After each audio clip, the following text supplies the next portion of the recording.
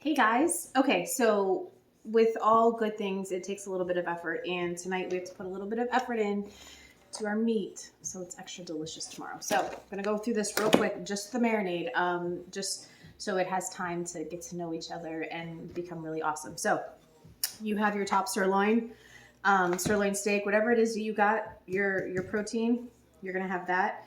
2.5, 3 pounds. I got a little bit more because it's like that. You're gonna have a half cup of soy sauce or tamari sauce, whatever you prefer. We're gonna need 1 pear. So for a pear, you want it to be soft and yellow. This is the softest one I could find. The softer it is, the less it's like a cat's tongue. That was my experience as a child. Okay, so we've got our pear. 4 tablespoons of a dessert wine or a red wine.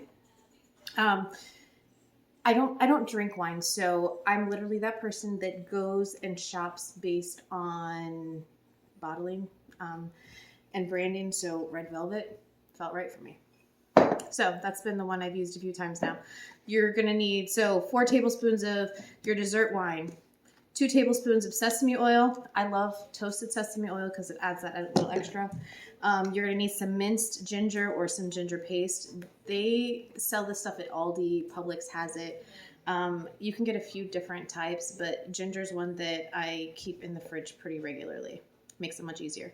1 tablespoon of that, some green onions, a tablespoon of Korean red pepper, and 2 garlic cloves, fresh black pepper, 3/4 cup of brown sugar.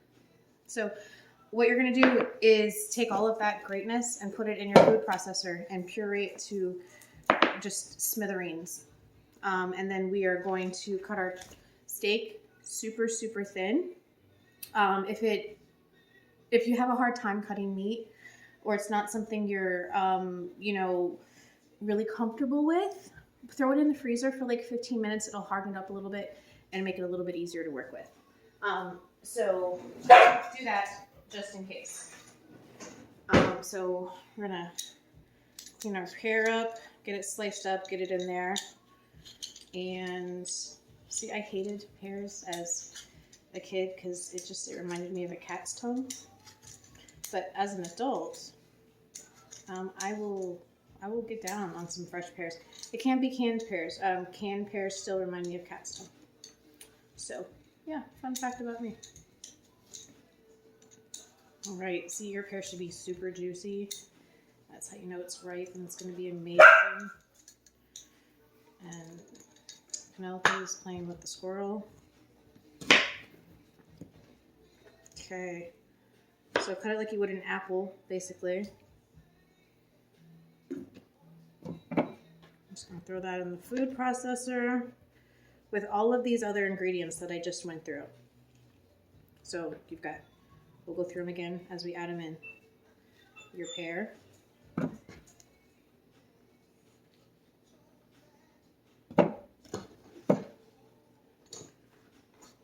Okay.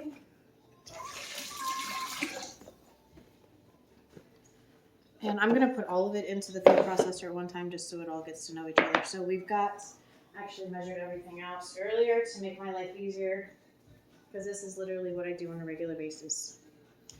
So we've got half a cup of soy sauce. We have 4 tablespoons of dessert or red wine. We have 2 tablespoons of sesame oil, 1 tablespoon of grated or ginger paste.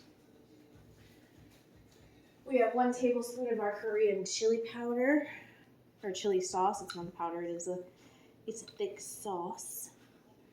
I'm gonna mince my garlic, 2 cloves. I go with 2 ginormous cloves because I'm a fan of garlic. So the bigger the better, right? So, and I love mincing my own garlic because there's a freshness to it that you're not getting anywhere else. And it's still too big for my mincer. When in doubt, it's going to be pureed anyway. That's also satisfying. All right. So you've got your 2 massive garlic cloves, 3/4 cup of brown sugar. And now we're gonna throw a little black pepper in there. And then we're gonna make some noise.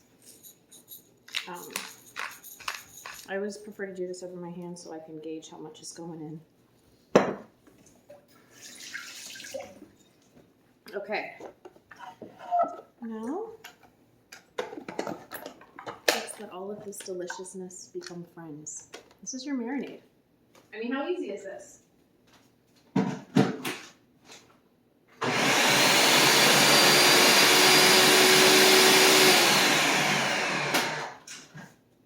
Ta-da! I'll go a little bit more just to beat up my pears a little bit more, but before I do that, let's look over these steaks. So, if you cut steak, you always know you want to go against the grain. This is not my specialty, so I'll tell you that now. So your grains are going, if you look at it, you can see the lines, the grains, those striations. You want to cut against that. It's going to make your meat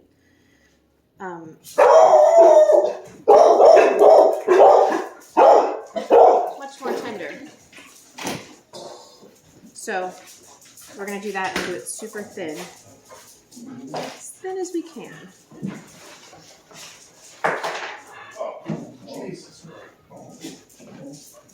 Down, Cujo.